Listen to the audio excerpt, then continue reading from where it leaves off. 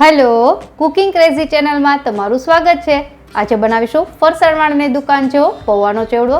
તો ચલો 1 મહિના સુધી સ્ટોર કરી શકાય એવો આ પૌવાનો ચેવડાની રેસીપી શરૂ કરીએ। અને રેસીપી પસંદ આવે તો વિડીયોને લાઇક અને ચેનલને સબસ્ક્રાઇબ કરવાનું ન ભૂલતા।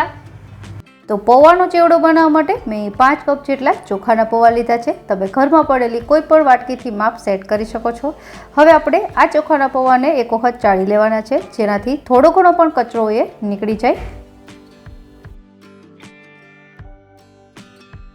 તો ચોખાના પૌવા ચડાઈને તૈયાર છે, તમે જોઈ શકો છો। હવે આપણે આને સાઈડમાં રાખી દેશું અને બીજી બધી વસ્તુને તળવાની છે। તો અહીં મીડિયમ ગેસની ફ્લેમ પર તેલ ગરમ કરી લેવાનું અને ત્યારબાદ 1 કપ જેટલા શિંગદાણા છે એને તળવાના છે। અહીં શિંગદાણાનું પ્રમાણ તમે તમારી રીતે વધતા ઓછું કરી શકો।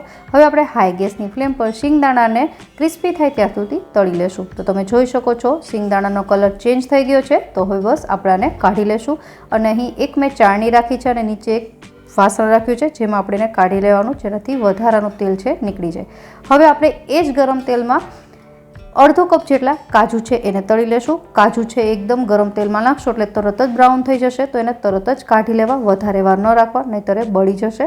તો તમે જુઓ લાઇટ ગોલ્ડન બ્રાઉન જેવા કાજુ તળાઈને તૈયાર છે। હવે આપણે એને પણ એ જ વાસણમાં રાખી દઈશું, જેમાં આપણે શિંગદાણા છે એને રાખ્યા છે। ત્યારબાદ અહીં મેં 1/4 કપ જેટલી કિસમિસ લીધા છે। આ કિસમિસ છે એને આવી રીતે ઝારામાં રાખીને ત્યારબાદ તેલમાં ડુબાડવાથી થોડી જ વારમાં એ ફૂલી જશે અને બસ એક વખત એ ફૂલી જાય એનો મતલબ કે કિસમિસ તળાઈને તૈયાર છે। હવે આપણે એને પણ આપણે શિંગદાણા અને કાજુની સાથે રાખી દઈશું। ત્યારબાદ એ જ ગરમ તેલમાં આપણે સૂકા ટોપરાની જે કતરણ છે એને તળી લેશું। મેં અહીં સૂકા ટોપરાની આવી રીતે લાંબી લાંબી કતરણ છે સુધારી લીધી છે, જેને તમે જુઓ છો ગોલ્ડન બ્રાઉન થાય એટલે કાઢીને એમાં રાખી દેવાની છે। હવે આપણે પૌવા તળીએ, તો અહીં કાણાવાળું વાસણ રાખી અને પૌવા છે એ થોડા થોડા નાખતા જવાના। અહીં ગેસની ફ્લેમ એકદમ હાઈ રાખવાની અને તમે જો તરત જ ફૂલી જશે। તો બસ આપણા આ પૌવા તળાઈને તૈયાર છે। આપણે એને કાજુ, કિસમિસ અને શિંગદાણાને ટોપરાની કતરણ રાખી છે એની સાથે જ રાખી દઈશું અને સેમ આ જ પ્રોસેસથી આપણે બીજા બધા પૌવા છે તળી લેવાના છે। તો મેં 5 કપ પૌવા આવી રીતે તળીને તૈયાર કરી લીધા છે, જેને આવી રીતે રાખી દઈશું। હવે આપણે આ બધી જ વસ્તુ પર મસાલા કરવા માટે એક મોટા લોયામાં અથવા તો વાસણમાં 2 ટેબલસ્પૂન જેટલું તેલ ઉમેરીશું। તેલ ગરમ થાય એટલે ત્યારબાદ એમાં 10 થી 15 મીઠા લીમડાના પાન અને 2 લીલા મરચાં છે એને મેં ઝીણા સુધારી લીધા છે એડ કરી દઈશું અને 1/2 ટેબલસ્પૂન જેટલી હળદર ઉમેરીશું અને એક વખત તેને મિક્સ કરી લેશું અને ત્યારબાદ જે બધી વસ્તુ આપણે તળી છે એમાં ઉમેરી દેવાની છે અને એને સારી રીતે મિક્સ કરી લેશું, એટલે હળદર છે સારી રીતે બધી જ વસ્તુ ઉપર કોટ થઈ જાય। એક વખત હળદર છે કોટ થઈ જાય ત્યારબાદ બીજા મસાલા કરીએ।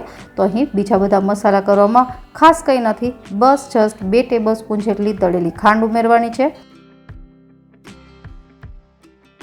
ત્યારબાદ મીઠું સ્વાદ પ્રમાણે મેં 1 ટીસ્પૂન જેટલું ઉમેર્યું છે અને 1 ટીસ્પૂન જેટલું સંચળ ઉમેરીશું। તમે ઈચ્છો તો બહાર જે ફરસાણવાળાની દુકાનમાં લીંબુના ફૂલ ઉમેરાતા હોય છે એ પણ ઉમેરી શકો, પણ આ ચેવડો બાળકો અને મોટા બંને લોકો ખાતા હોય છે એટલે હું અહીં લીંબુના ફૂલ નથી ઉમેરી રહી, પણ સંચળ નાખવાથી પણ ચેવડાનો સ્વાદ ખૂબ જ સરસ આવે છે। તો બસ મિક્સ કરી લેશું અને આપણો આ ફરસાણવાળાની દુકાન જેવો ચેવડો તૈયાર થઈ ગયો છે। તો આપણે એને 1 મહિના સુધી એરટાઇટ ડબ્બામાં સ્ટોર પણ કરી શકીએ છીએ। આશા રાખું કે રેસીપી જરૂરથી પસંદ આવી હશે। મળીએ નવી રેસીપી સાથે, ત્યાં સુધી બાય બાય।